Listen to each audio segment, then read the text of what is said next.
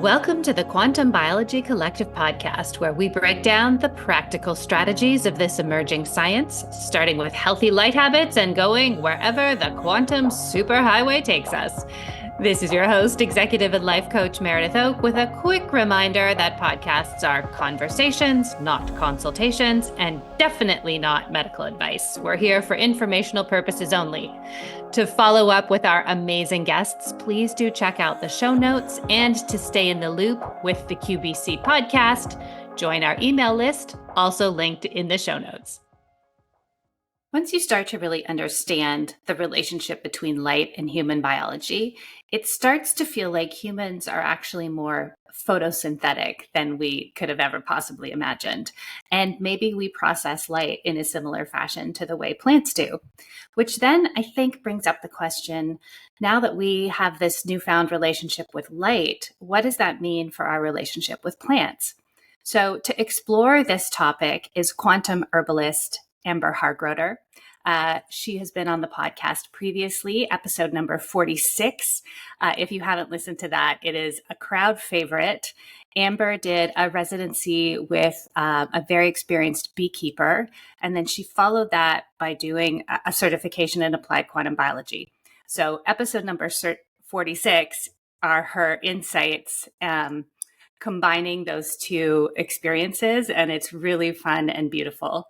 And today she comes to talk to us about plants and herbalism and quantum herbalism and how we make meaning of the world around us, especially the natural world.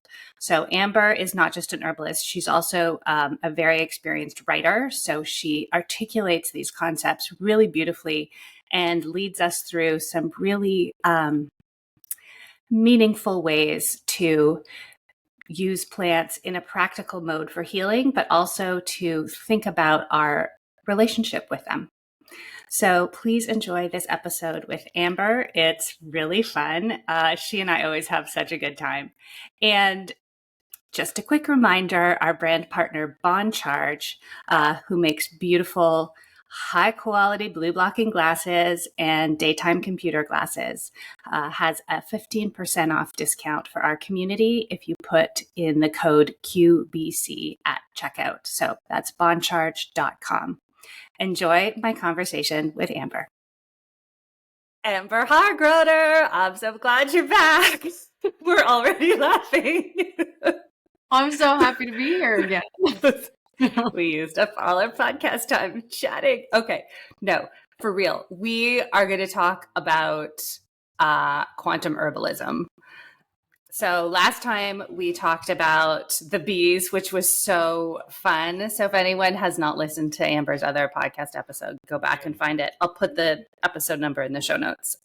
But this time we're going to talk about herbalism.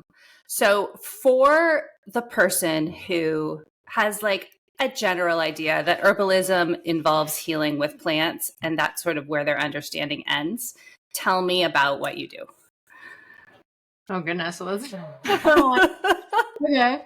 Well, something that you need to know about herbalism is that it's been going on since even before like people were around, because plants heal themselves. Like they are their own doctors. So you have like the primary metabolites of a plant. So if you're a gardener and you grow like tomatoes, for instance, you want tomatoes that produce a lot of primary metabolites, so you get these big, beautiful tomatoes. If you want medicinal plants, you need these secondary metabolites, which is the plant's response to environmental stress. So the way that tell us what a metabolite is. It's basically like nutrition for a plant. It's okay. It's a nutritious substance. It's a substance that plants use to thrive. But it's so okay. We've got the primary ones, which are like the food and nutrition, and then the secondary, which is like its medicine. So the plant is healing itself with that, and whatever environment that a plant is growing in, if it's an environment that has a certain type of stress, the plant creates its own medicine to deal with that stress. And then we use that plant to also heal a similar stress.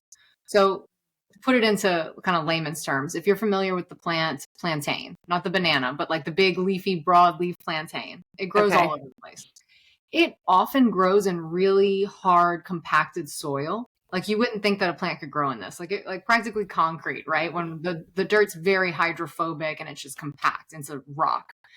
Plantain has a way of drawing all the nutrients out of this mud rock.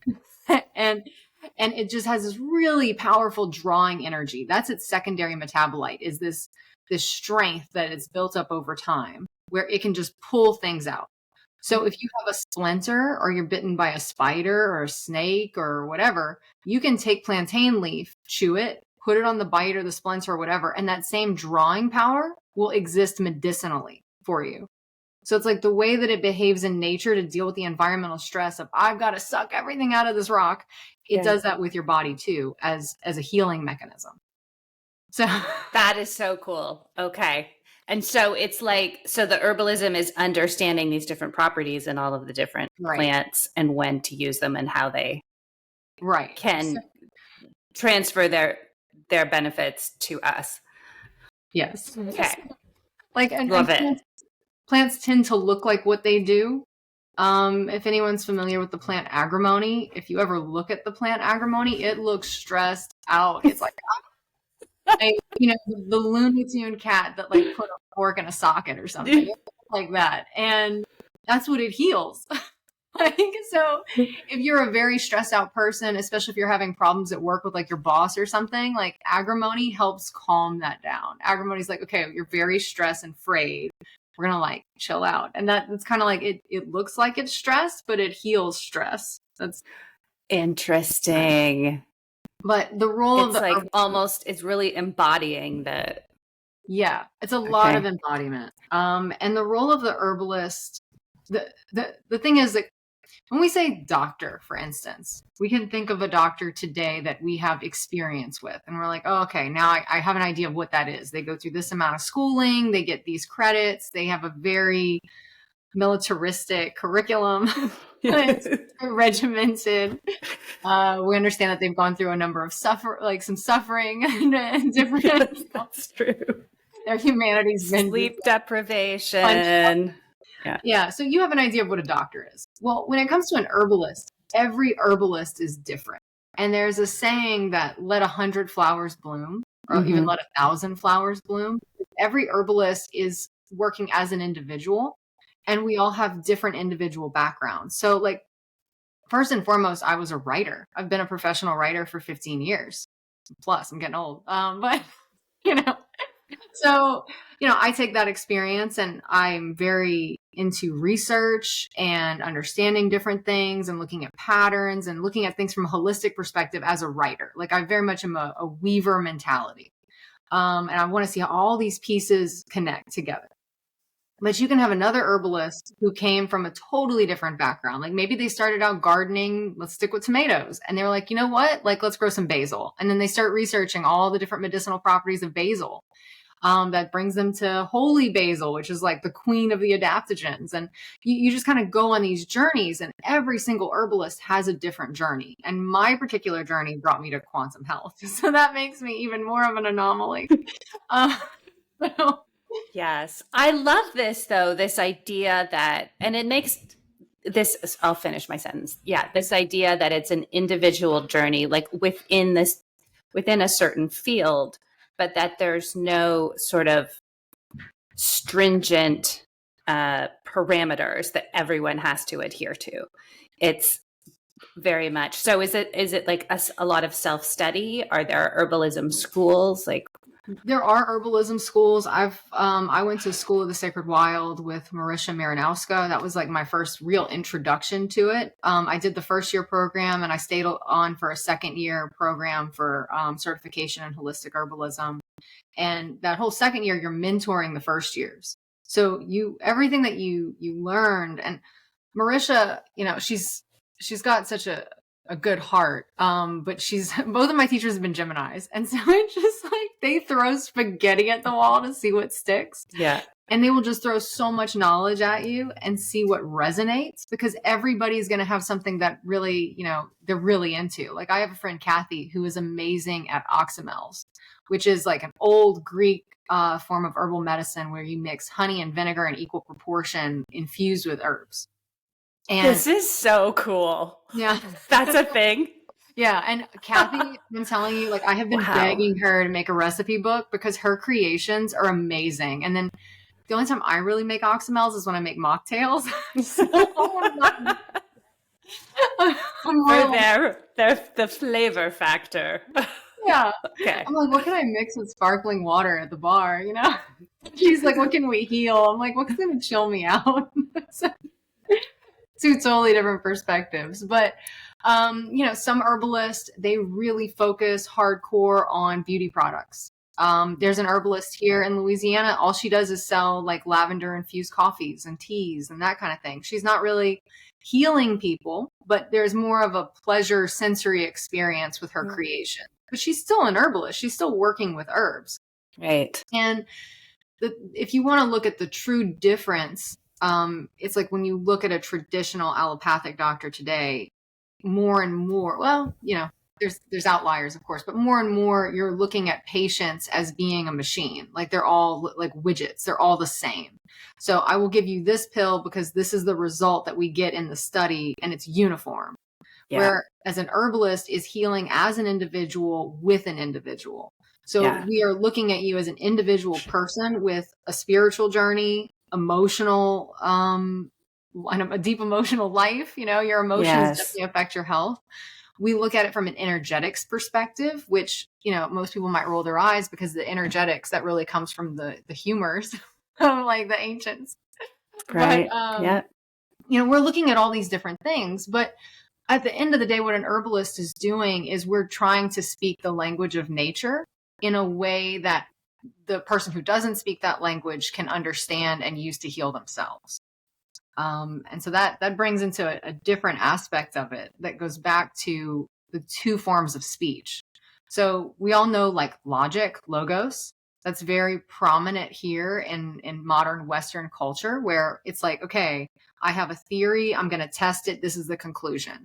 Or more specifically in speech today, whether it's on the news and the media or activists or whatever, it's like I have an argument and my goal is to persuade you or bully you into accepting my conclusion.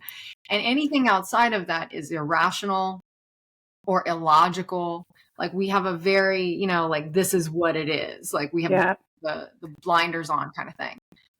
The language of nature is a totally different language, which we're going to define it as Phusis. That's the ancient Greek term, but that's more speaking in metaphor. It's speaking in experience. Like instead of saying, you know, I'm trying to think of an example offhand, but like legal language is very logos. Yes. When you speak to like an indigenous healer, it's Phusis. So it's not so much like I'm bullying you into accepting a conclusion. It's more like I'm letting my experiences speak for themselves. Or in the case of an herbalist, I'm letting the plant speak for itself. I'm not saying, you know, oh, take this plant because of this active constituent is going to act on your molecular chemistry in this specific way. I'm saying agrimony looks stressed. You look stressed. Let's go with agrimony. I mean, that's very minimal, but that's really the divide happening here, where you have logos and Phusis. They're two contrasting ideas. One is like the realm of dreams and imagination and expanding your mind and letting your creativity and intuition guide you. Whereas logos is more like if this is true, then that is true. It's a lot of if then arguments.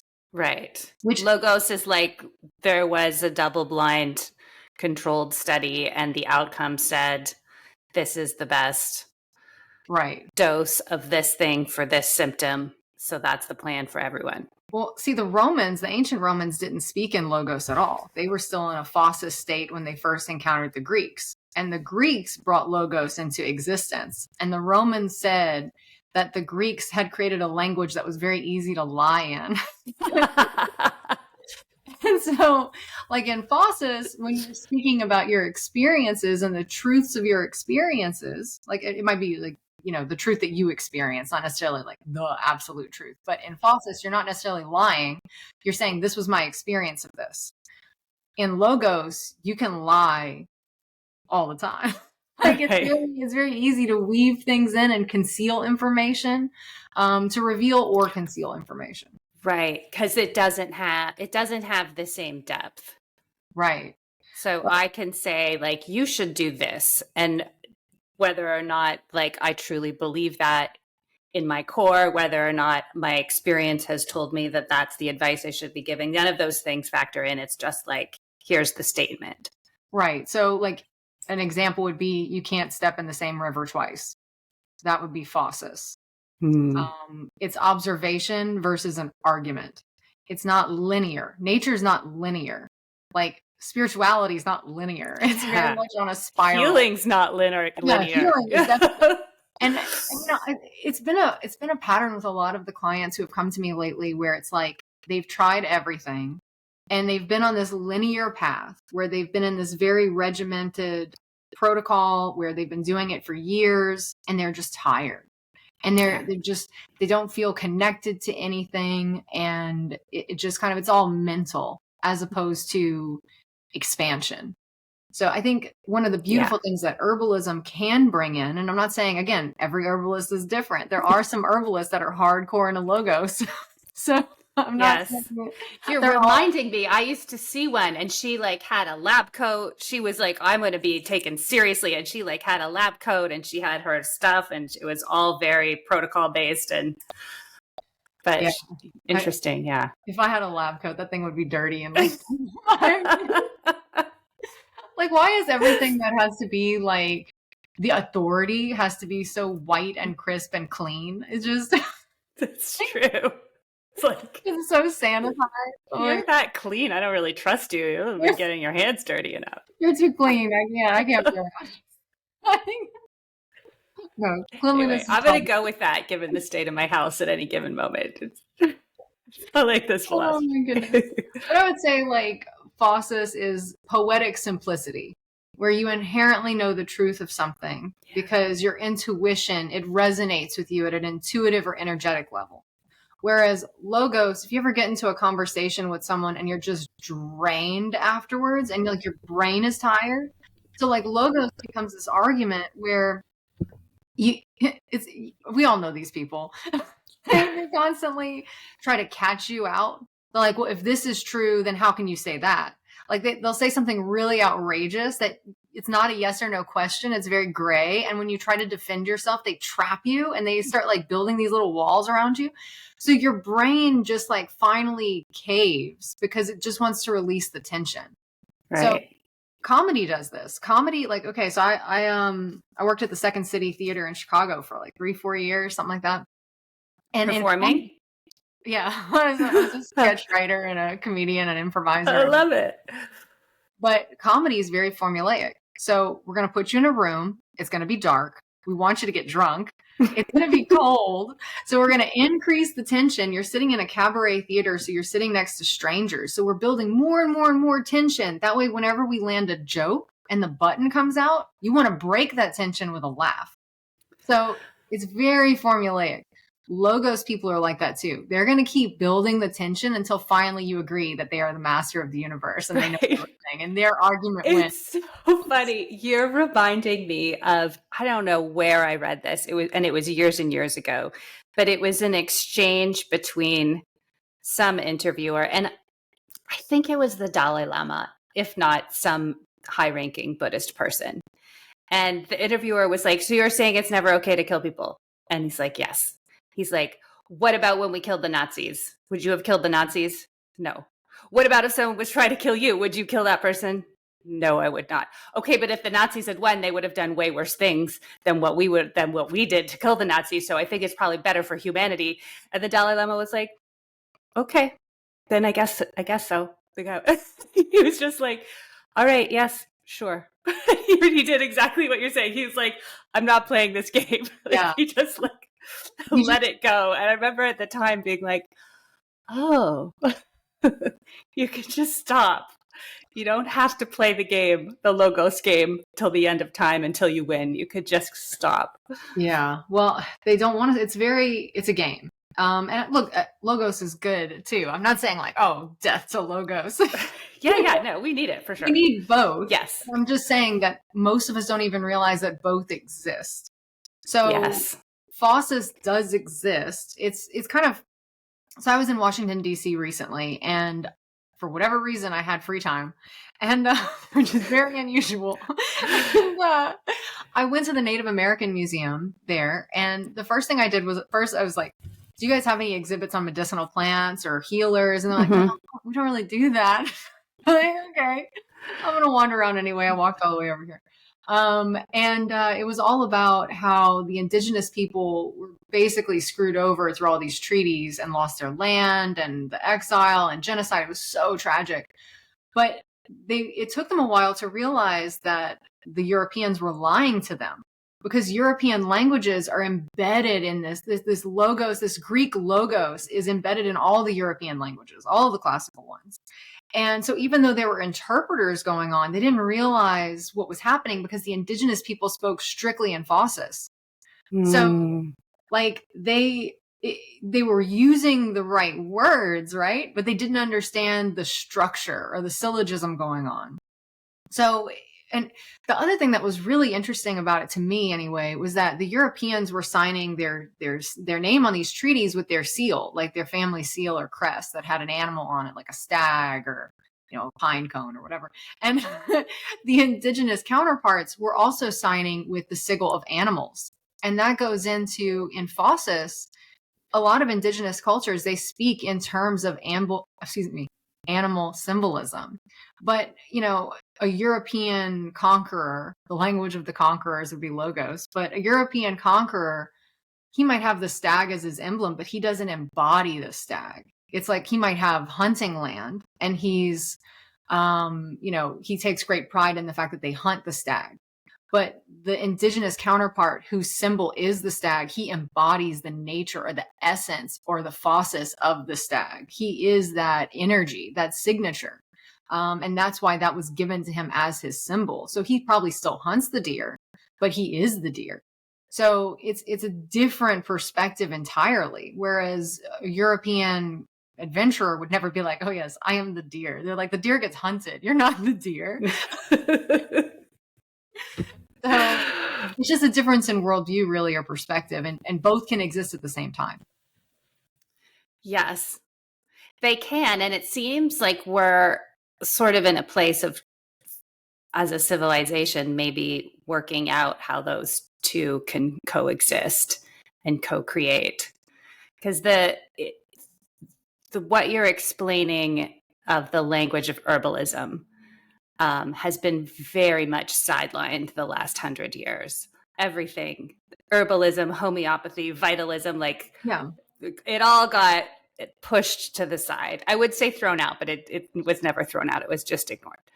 For the crazies. So yes. And now we're sort of in a place, and this can maybe take us into the idea of quantum biology, right? Like we're in a place where the science, which has been the arbiter of everything, deciding what gets recognized and taught and used.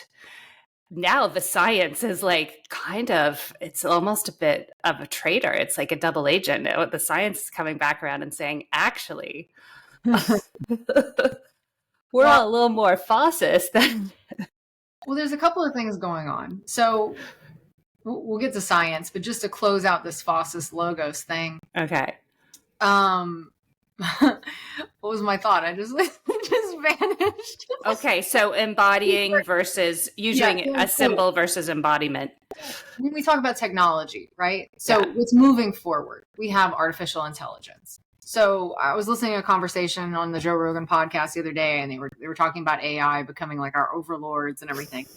That could potentially happen. I mean, I'm not saying it's not going to happen. I mean, we're in the age of Aquarius. Anything can happen. But field is wide open.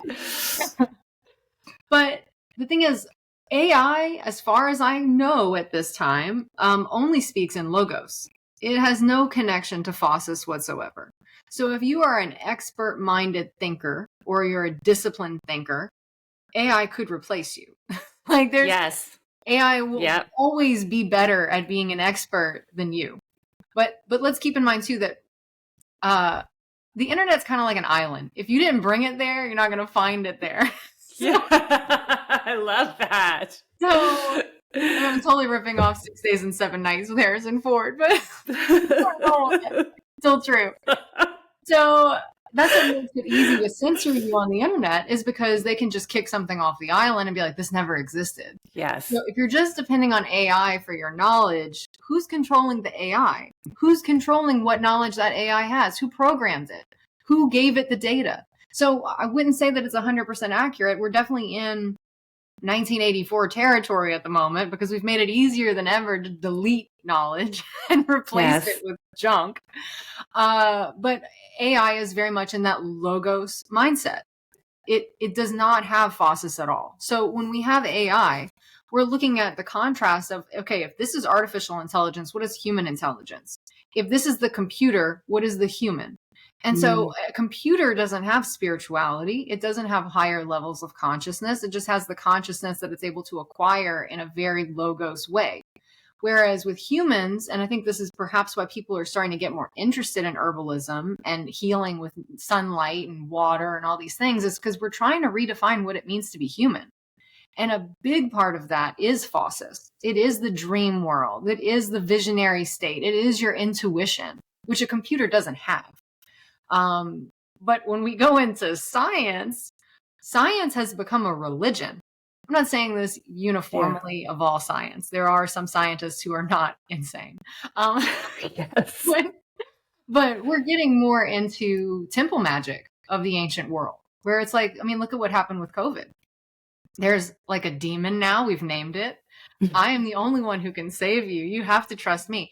Don't trust your experiences. Yes. Don't accept what's happening around you, or don't trust what you see with your eyes. Yeah. Trust what we say. Trust the high priest of this temple who knows the demon intimately because he made him.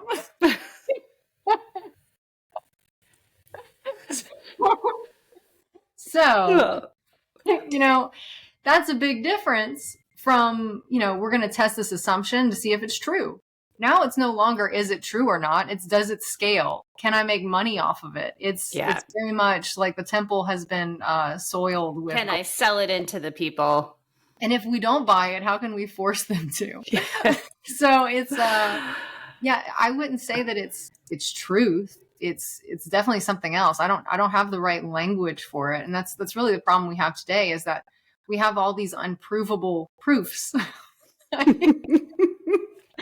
So it kind of makes it complicated to have a conversation with someone, because the theory of, does a fish know that it's in water? Yes. Does someone who's in this environment know that they're in it?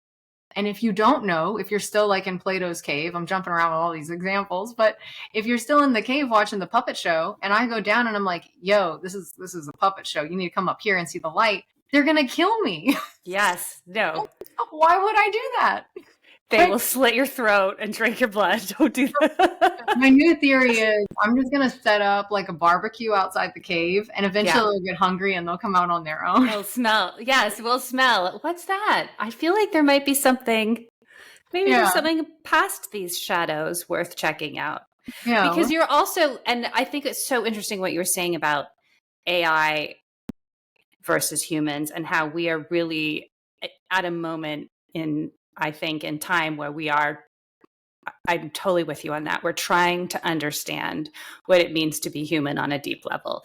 And there's all of these distractions and all of these things pulling us away. But just the simple act of paying attention to our light, getting in touch with the light cycles, right? Like, this is a revelation to people. It certainly was to me. And yet that simple practice brings me back to remember, like, oh yeah, I'm a part of nature. I exist in this world. And a practice like herbalism, or maybe homeopathy, or even the idea of learning to trust our own inner intuition when it comes to our health, versus outsourcing it completely to the logos. Right? And it's a journey, because it's not all one thing or the other at any given time. And so how do you see people navigating that? How do you support people to navigate that? Well, I think people find the thing that they're most drawn to at the time. And I mean, I'm more of, I think it's fair to classify me as obsessive. When I get into a subject, I go all the way to the bottom. But, I would say that's probably fair. Yes. Yeah. So, I'll figure out what it is that I'm interested in, and then I'll go look at the opposite thing because I want to know both sides. And when you look at nature, there's a lot of polarity going on. There's the sun and the moon. There's the soil and the sky. It's a battery. So it's, you got to look at both aspects. But I think, we get really obsessed with, or some of us might, light. So studying photobiomodulation and going like all in on light. Well, then you have to go look at darkness from there too. And to look at it from a plant perspective, like all the green vegetation's on the top. And that's great. It's beautiful. But the roots don't see the light. They're in darkness. And that's true for our inner selves too. Our inner selves exist in darkness. So we have our exterior and our interior. So when people say like get rooted in yourself, that's not like expose it to the light. It's more like realize what's in the dark. And dark is also healing. And I'm not talking about like dark as an evil. I'm just talking about like actual no light darkness. Yes. But, to give an example of the bees, they are creatures of light, but their hive needs to be dark. They don't want light in the hive. It's a very womb-like space, which is also dark, I would imagine. And like us, like we need the light during the day, but we need to sleep in a dark cave. Well, and that goes into the season. So a lot of herbalism is based on flowing with the season, so to speak. So you have the fall, which is the time of harvest. And this goes all the way back. I mean, I hesitate to say pagan because it goes back even further than like what we think of when we think of like medieval peasants. But like even the Egyptians, it was a very agrarian society. So we have the harvest time where it's time to like kind of cut back. And it's, you kind of switch your diet up a little bit. Then you go into winter. That's time of dark. Like in the winter, you're supposed to embrace darkness. I could, I mean, this is a disturbing story, but I mean, the foundations of Santa Claus, and the Amanita muscaria mushroom, if you're familiar with that at all. Nope, not at all. Okay, so just to give an example. Context for this, so go for it. This is going to be interesting. Santa Claus, for example, has a sleigh pulled by reindeer. He's in a red and white suit. Unless it's like Scandinavia, then it's blue and white, but we'll let that slide. Okay. And he's bringing gifts and he comes down the chimney. Well, in Siberia and a lot of these nomadic tribes in the winter, which is the time of darkness because nothing's growing, they would be in their hut and the only entrance in and out would be through the chimney. So they'd have this shaman who would travel around on sleigh pulled by reindeer because these are reindeer people. And they'd bring gifts of the Amanita muscaria mushroom, which is, it makes you hallucinate. So they would basically come down the chimney and then they give you this brew made with this mushroom. And I'll get into that brew in a minute, but they would give you this brew and you'd basically just trip all winter in the darkness. And the whole evergreen Christmas tree with the ornaments, in order to dry the mushroom, they would hang it on the evergreen trees to dry. So I pretty much just ruined Christmas for everybody. I don't know. I think there's some mystical qualities to this then. Well, the way that they discovered this medicine is that the reindeer can eat the mushroom when it's raw. And then their urine, which I don't know who decided to drink reindeer urine, but they realized that if they drank the urine, it was then non-poisonous. It was safe enough to drink. So, okay. Yeah, with each cycle, it gets a little weaker. But if you have this little like urine chain going, you could get high all winter. But I mean, that's just an aspect of, one situation where you're working with I'm sure it's a very hard sell for everyone. Okay, so in the hut drinking reindeer urine for like 4 months straight. Yeah, okay. But the important part of this story is darkness. Okay. But winter, you want to have dreams. Like summer is the time of doing. Winter is the time of dreaming up what you want to do. So I'm not saying go get high all winter. I'm not promoting that. Okay, good. But I'm just saying that there's a time for everything. So you go through winter, and then you've been eating all these heavy meals. You need to get your system back with the program. In the spring, up come the bitter herbs. Those all help your liver. They help with detoxification. They help your lymphatic flow. So all these bitter herbs are actually prepping your body so that when summer rolls around and you have the most sunlight, you can actually be your most productive. And then when the fall comes again, you get a little less sunlight, time to dial back, harvest your stuff, store your food for the winter, and then get ready for your darkness. However you choose to embrace it. No judgment. No judgment. I don't want to knock anybody's culture, you know? Okay, so say a person maybe is not going to drink reindeer pee. What would be like a good darkness winter tea? Well, the only state that this is illegal in, incidentally, is Louisiana, but I really love Blue Lotus, which I drink in Texas. But Blue Lotus is the Egyptian lily, and it doesn't make you trip. It's not like Amanita muscaria, not at all. But it is a consciousness shifter. You can mix it, cacao, dark chocolate is a consciousness shifter. You can do, I know people are trying to get away from doing like a cacao ceremony or whatever, this whole like cultural appropriation argument. But I feel that, everybody is going to have their own experiences. Yeah. And, you might be called, there's some people like, Ivan's Ramen is this dude from Brooklyn who, became the ramen chef of Japan. Are you saying that's cultural appropriation? Yes. This is a Jewish guy from Brooklyn? Yes. And also, like, if somebody is trying to, like, connect with a ceremony that's meant to expand their consciousness, like, that's they are paying attention to their soul. They are trying to find a way to do something that their culture has not given them the tools to do. So they're going outside of it. And maybe at a certain point, they will move on from that or do something else. But I really, really, really don't see the point of making people feel bad for trying to do that. Well, let's say that all the souls come from a single ocean. And so each soul is a drop of the same ocean.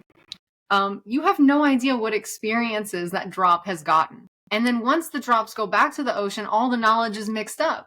So who claims knowledge? Like, it just is so ridiculous to me that a spiritual experience can be owned is fascinating. And it's the people who are against ownership in the physical realm who want to own the spiritual realm. And I'm like, you got it all mixed up. No.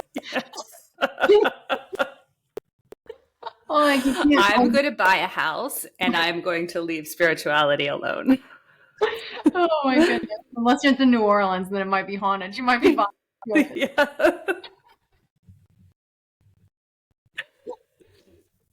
But anyway. That's true. You might be getting 2 for 1. More than you bargained for. It's always fascinating when I walk around the French Quarter. There's these signs on houses. They're like, not haunted. I'm like, okay, where are the haunted ones? That's so funny. Yeah, New Orleans that place is a trip. Yeah, that's all of the conversation. Yeah, for real. Yeah. Okay, so let's talk about using plants medicinally and how they interact with sunlight and the water in our body and darkness, for that matter, and what your insights have been since studying those aspects, the quantum biology aspects. Well, something that I'm really fascinated about right now is regenerative agriculture, because it goes along the cycles of the moon. And if you go back to some of the medieval herbalists, they would only harvest certain plants when the moon was in a certain astrological sign, because that's when its energetics were at its peak. I haven't gotten that much into it. Maybe in the future, I'll be like, wait, the moon is in Taurus.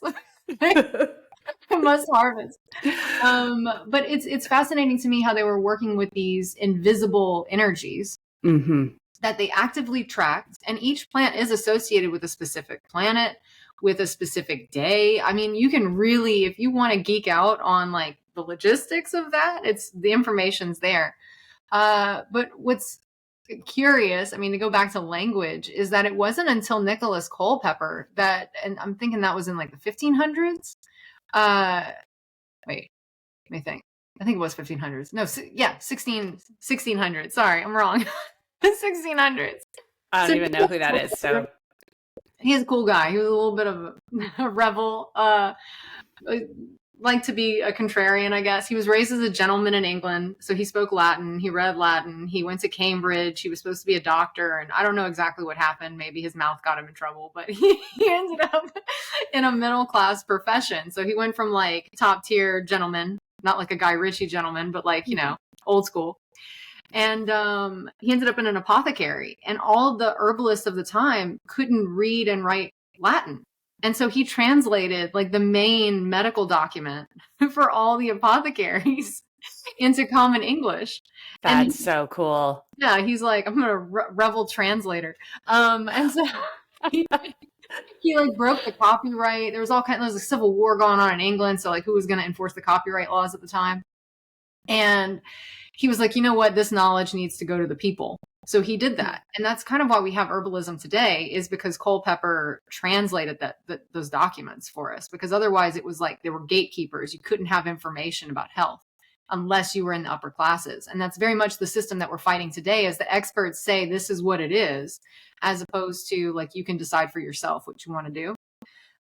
So once that kind of seal was broken, people started in Europe, they started getting more and more interested in these healing modalities. And the people who had the most information like on the ground were the midwives. They had so much information about like actionable health knowledge. And so Culpeper went and interviewed all these midwives, and he wrote another book about that. And he was never a midwife himself, but it started this tradition. Now, when we go over to Native American medicine in America, again, it's the midwives who have all of the information. Like they knew what plants, it was mostly roots that they used, roots and barks, but they knew all the healing modalities. So it's kind of like the common people had this knowledge. It just wasn't like getting into the upper echelons of society. And then there was no communication between the two. So I think what's happening right now is we have more of that communication happening. So we have the ability to go look at peer-reviewed studies. We have the ability to go digging and research things about mitochondria and structured water. And we can go learn about things that maybe the ancients already knew. They just described it in a different way. And then we can take all of the compilation of knowledge, whether it's through Culpeper's translations or looking at translations from ancient Egypt. I mean, there's papyrus that have been found. Sorry, I forget what the plural is for papyrus. But anyway. Some scrolls. We've got some scrolls. There's some scrolls involved. It's very important.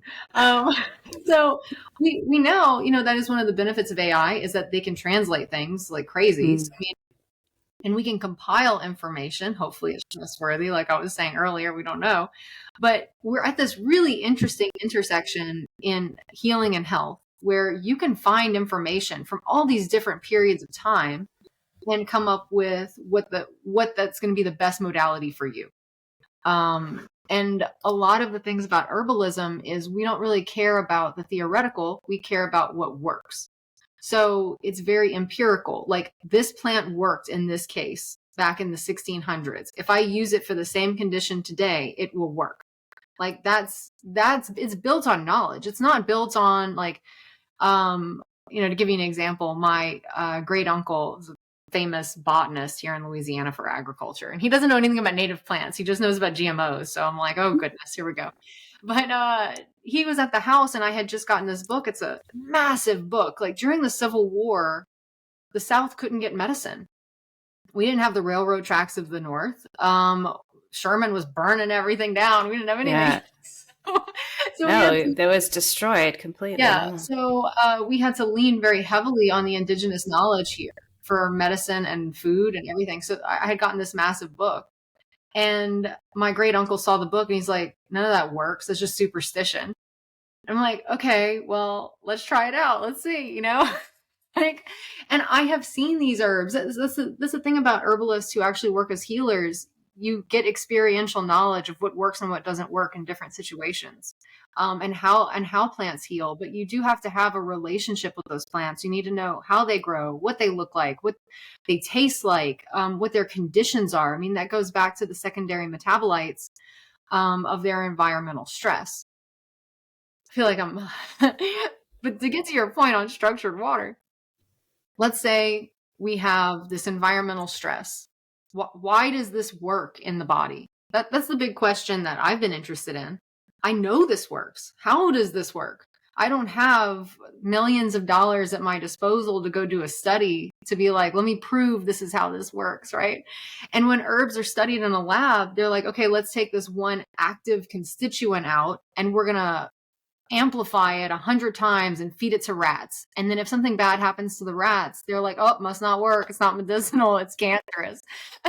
Like, right. That's not how plants work. So, I mean, the famous example is they used comfrey leaf. They took an active constituent out of it. They force fed it to rats in enormous amounts, and the rats all died of liver cancer. So they were like, oh, it doesn't work. Well, not if you use it like that. Right. If they did the same thing with spinach, you'd probably end up with the same result. Right. So, and that's what they did with the sun too. We're like, we're going to take one spectrum of light and shine it on a shaved rat. These poor rats. Like the secrets of nymph or whatever. And now UV. Oh, those rats got cancer, so the sun is poisonous. Yeah, they it's all about getting to the smallest level of organization that they can study. It's not at all about holistic healing. Mm-hmm. But let's say I take comfrey, a flower essence of comfrey, and I put 3 drops of water and I use Veda Austin's crystallography technique. I will see crystallography that might inform a healing process with that plant based on the structured water of the client or the person who's trying to heal. My working assumption is that because the structured water in our cells has these geometrical shapes, in my experiments over here as a mad scientist with my little petri dish, the plants all create different crystals. They all create different images. And Veda Austin gives this example of like her son was upset because he liked heavy metal music. And Amaro, no, what's his name? Emoto? Yes, thank you. Yeah. He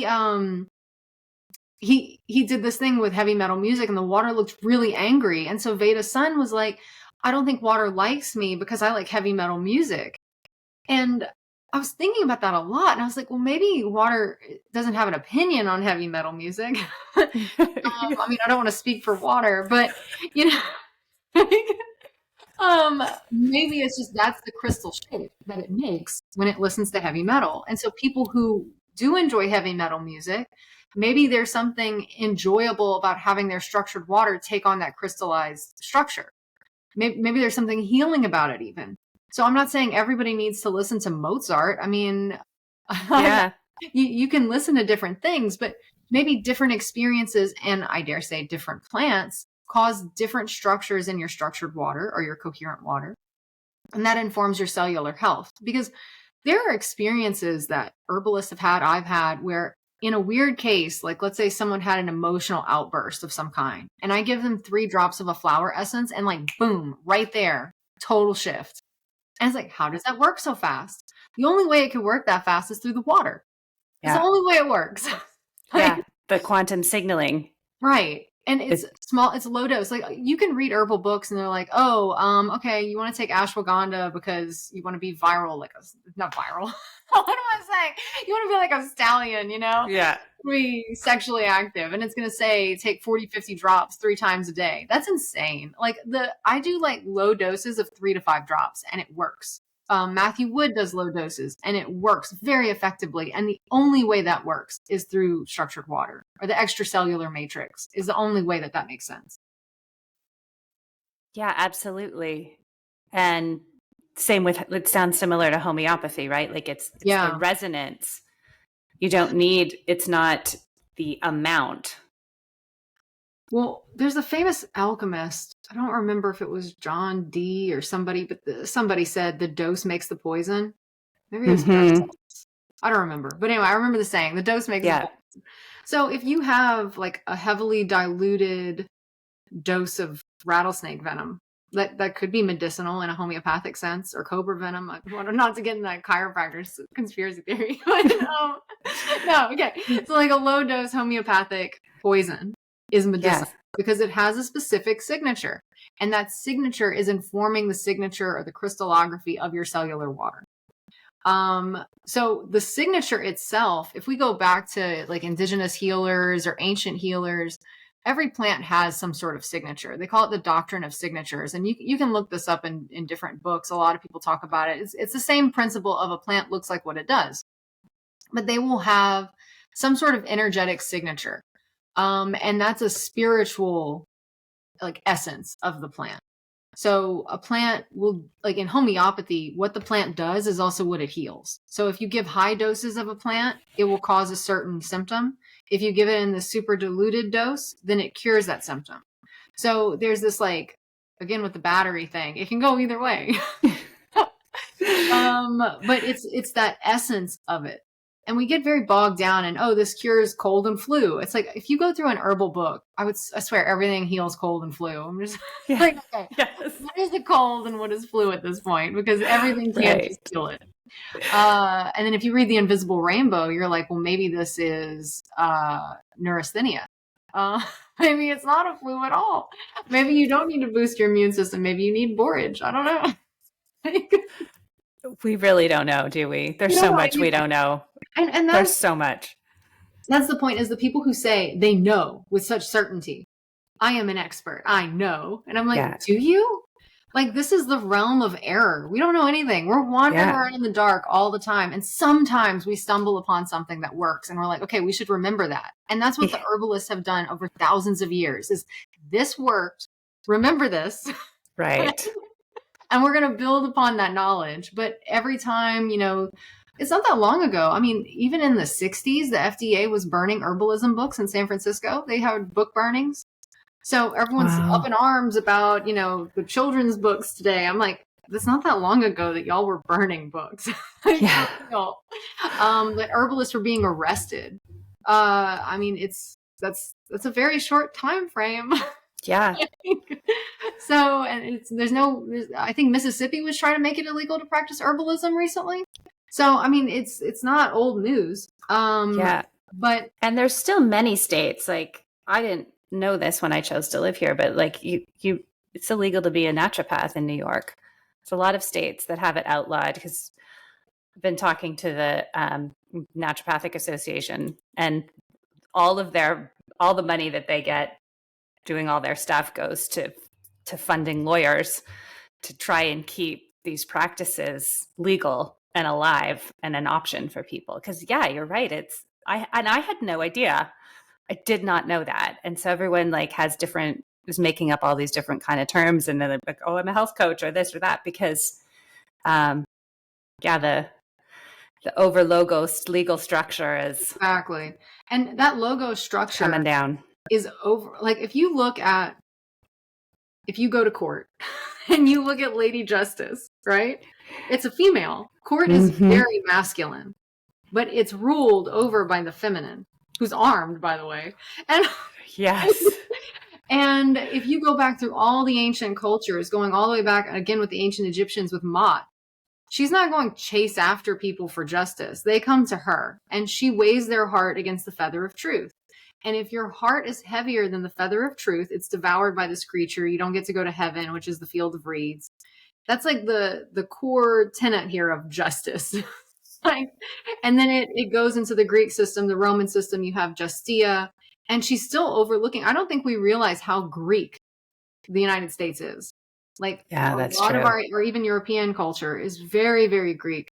And I had an intern who I mentioned about Lady Justice, and she was like, wait, that's not Christian? I was like, this goes back so far. No. But there's always like a feminine energy. And I would say that the feminine energy is more the void. It's the hidden. It's the, not necessarily like, when you say secretive, it sounds so bad. Like, oh, it's more just like, it's not in your face, like the material.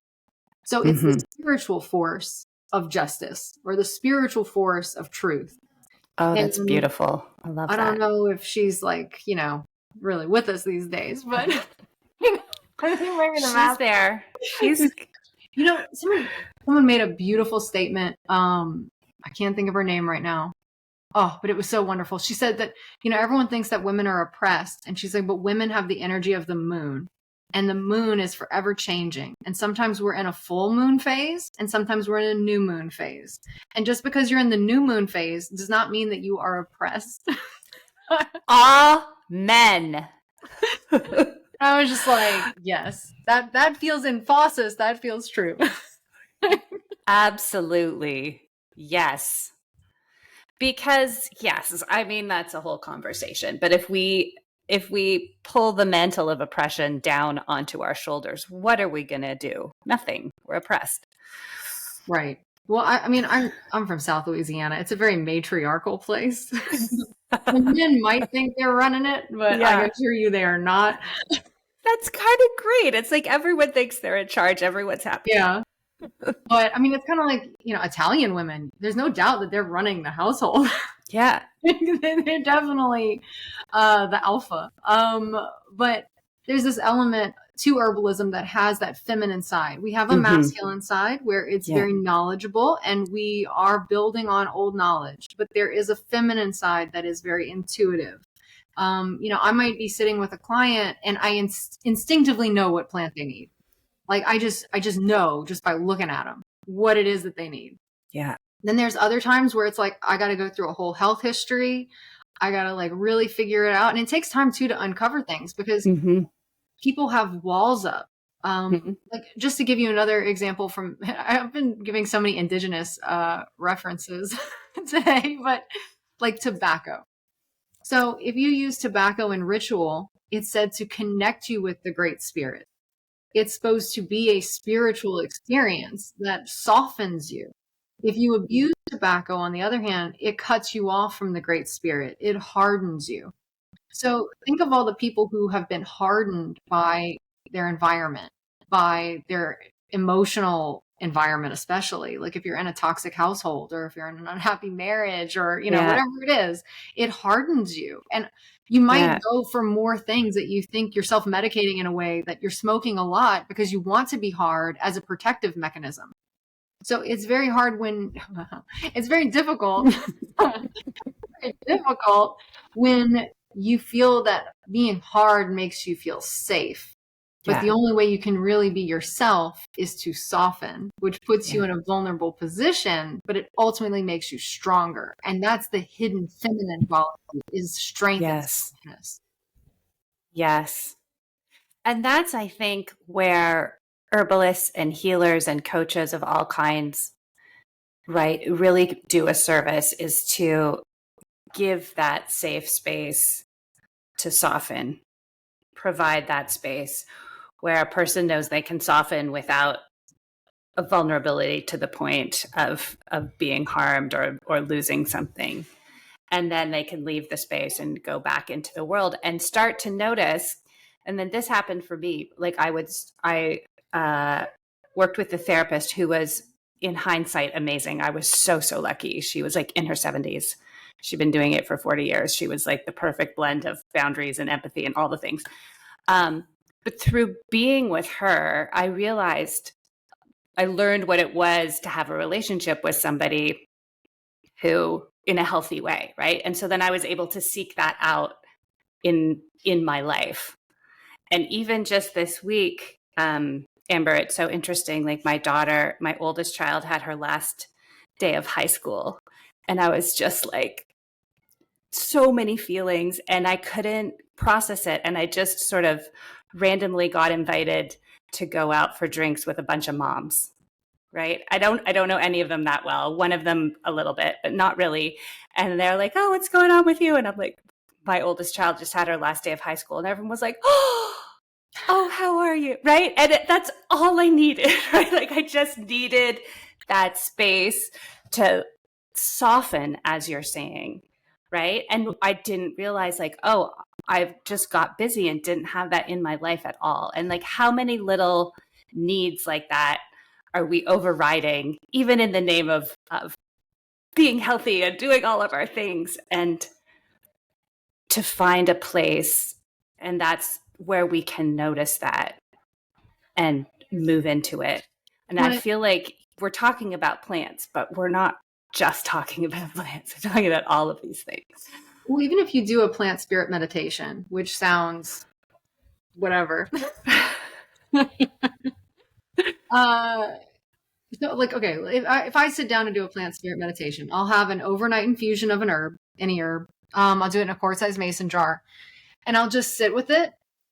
And I will like smell the plant first. It's a very sensory experience. So I'll smell the tea and I'll be like, okay, what is this making me think of, kind of thing. Like, I'm not searching for anything. I'm just letting experience happen.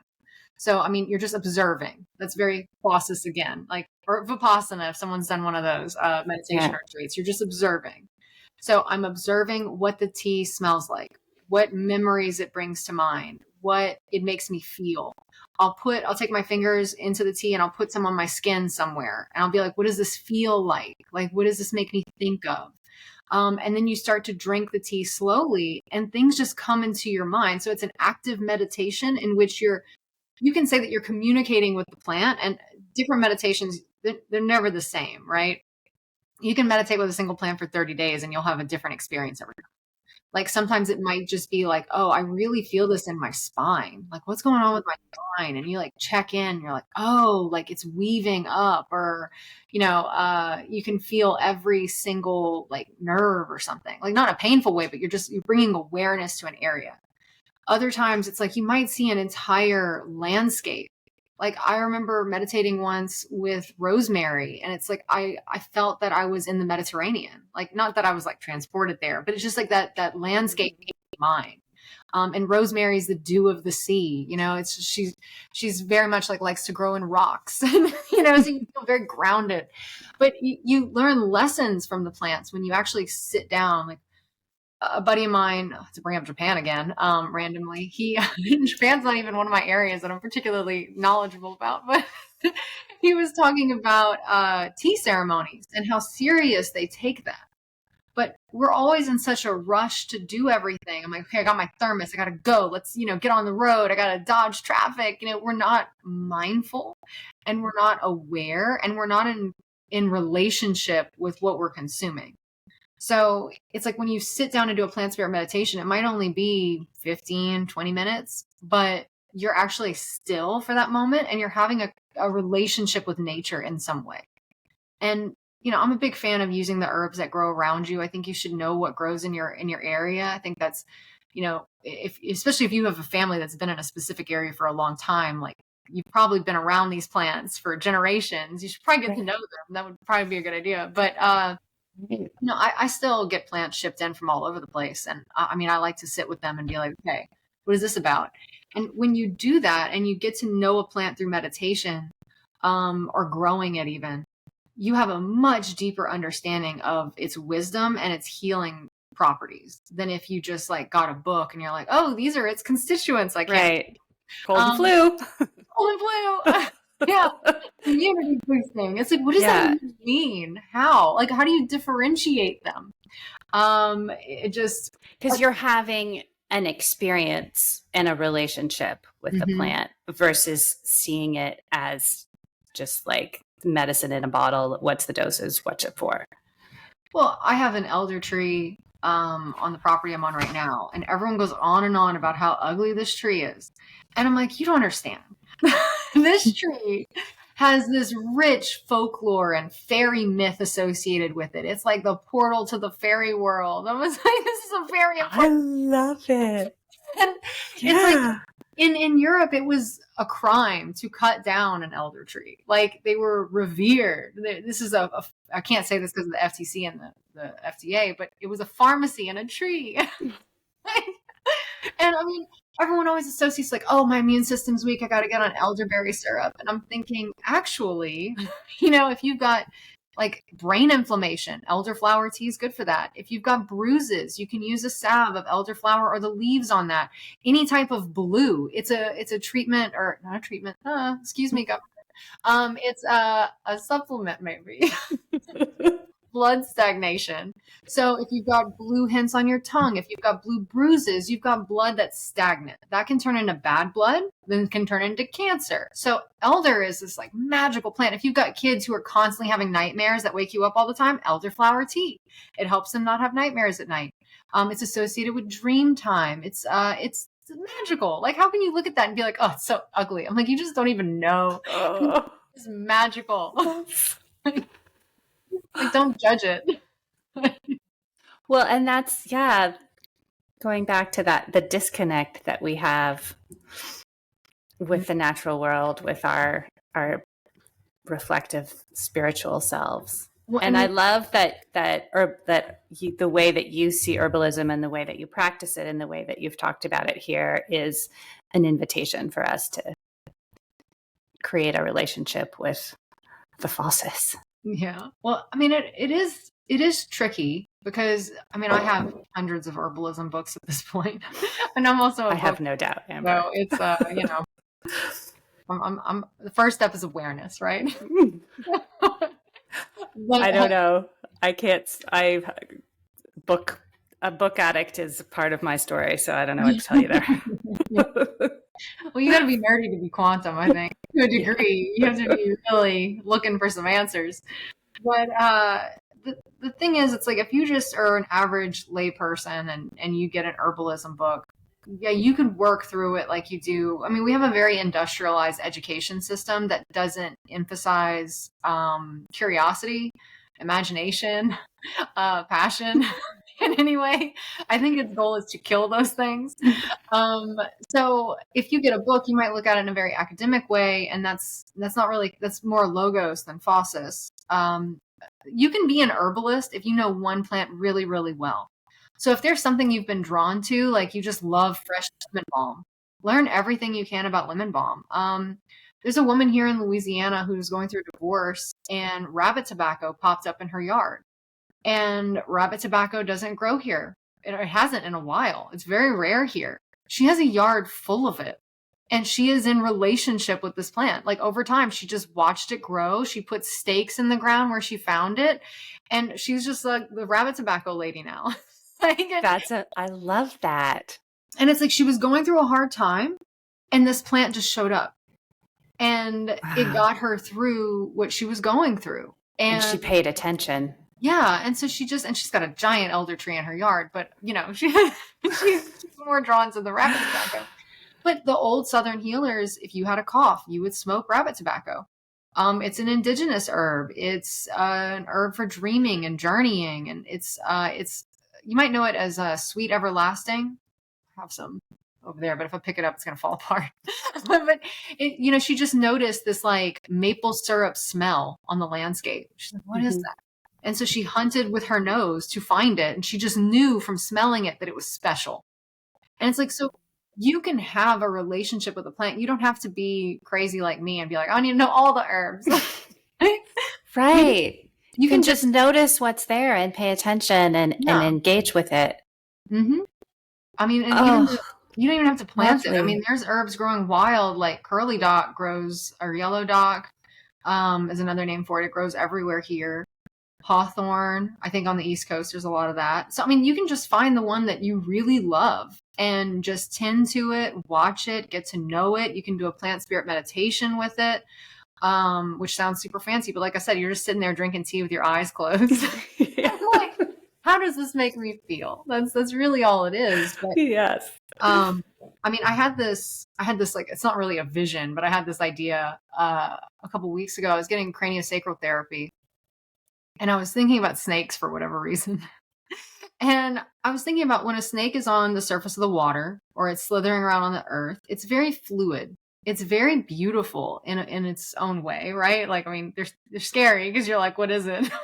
I like snakes. They're my favorite. Yeah. So, I mean, look, I'm moving to the land of the viper. So this will be interesting. But they're very beautiful when they're whole. But if you go and like cut the head off a snake, right? Which is dramatic. Look at how their body kind of writhes. It's painful.